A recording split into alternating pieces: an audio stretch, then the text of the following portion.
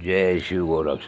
प्रिय श्रोताओं, आप सुन रहे हैं स्कंद पुराण और आज आप सुनेंगे स्कंद पुराण का भाग 88 तथा वैष्णव खंड का भाग 3। पिछले भाग में आपने सुना कि पृथ्वी देवी की और भगवान वाराह की वार्ता हुई। उससे आगे का भाग इस भाग 88 में सुनिए। ऋषियों ने कहा कि ये सूत जी, पृथ्वी के साथ भगवान वाराह जब वृषभाचल पर चले गए तब वहाँ उन्होंने पृथ्वी से क्या कहा? हे मामते, ये सब प्रसंग हमें सुनाइए। तब सूत जी बोले कि हे मुनियों, आप सब लोग पूर्व काल की पुण्यमयी कथा श्रवण करें। पहले वेवस मनवंतर के प्रथम पवित्र सतयुग में वाराह रूपधारी पृथ्वीपति देवेश्वर भगवान विष्णु नारायण गिरी पर निवास करते थे। उस समय पृथ्वी देवी अपनी सखियों के साथ उनकी सेवा में उपस्थित हुई और उनके चरणों में प्रणाम करके उन्होंने भगवान के सामने यह प्रश्न उपस्थित किया, हे देवेश, आप किस मंत्र से आराधना करने पर प्रसन्न होंगे? भूदेवी के इस प्रकार पूछने पर भगवान वाराह ने प्रेम से मुस्कुराते हुए कहा कि ये देवी सुनो, यह परम गोपनीय मंत्र है जो इसे कभी अनाधिकारी के सामने प्रकाश में नहीं लाना चाहिए। जो सेवा करने वाला भक्त तथा मन और इंद्रियों को वश में रखने वाला है, उसी को इस मंत्र का उपदेश करना चाहिए। मंत्र इस प्रकार है। श्रोताओ, आप भी भगवान वाराह के अगर इस मंत्र को ध्यान में मनन करना चाहते हैं तो सुनिए।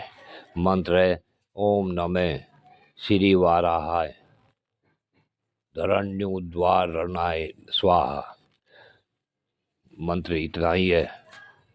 प्रिय श्रोताओं, इसके जाप करने से इस भाग में दिया है कि वह मनुष्य कल्याण का भागी हो जाता है। आगे सुने। मुमुक्ष पुरुषों को इस मंत्र का सदैव जप करना चाहिए। भूदेवी, यह मंत्र सब सिद्धियों को देने वाला है।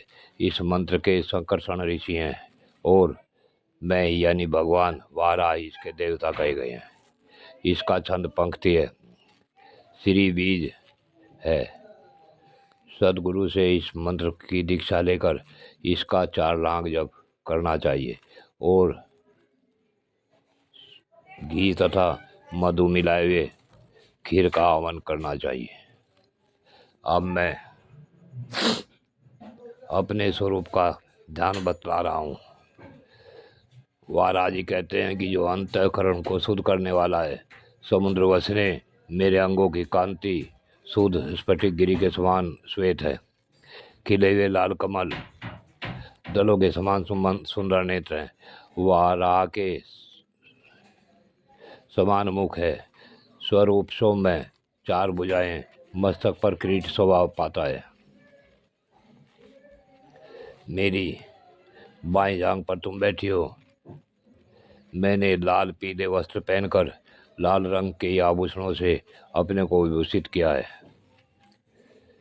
श्री कश्यप के पृष्ठ के मध्य भाग में शेषनाग की मूर्ति है।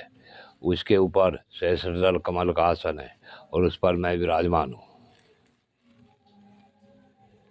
इस प्रकार ध्यान करके जो सदा अष्टोत्तर शत मंत्र का जप करता है, यह संपूर्ण कामनाओं को पाता और अंत में निश्चय ही मोक्ष प्राप्त कर लेता है।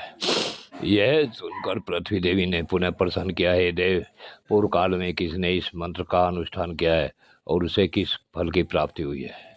तब भगवान वाराह ने कहा कि हे देवी, पहले कृतयुग में धर्म नामक महान महात्मा मनु ने ब्रह्मा जी से इस मंत्र को प्राप्त किया और इसी पर्वत पर उसका जप करके मेरा प्रत्यक्ष दर्शन पाया। फिर मुझसे अभीष्ट वरदान प्राप्त करके वे मेरे पद को प्राप्त हो गए। पूर्व काल में इंद्र दुर्वासा के शाप से स्वर्ग भ्रष्ट हो गए थे। उस समय इसी मंत्र से यही मेरी आराधना करके उन्होंने पुनः स्वर्ग का राज प्राप्त कर लिया था।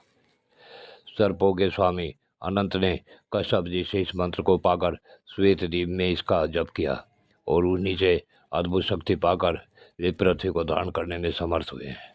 अतः पृथ्वी की अभिलाषा रखने वाले मनुष्यों को ये लोक में सदा ही इस मंत्र का जाप करना चाहिए। प्रिय श्रोताओं, आज की कथा यहीं पूर्ण होती है। आगे की कथा अगले भाग में। जय शिव गोरक्ष।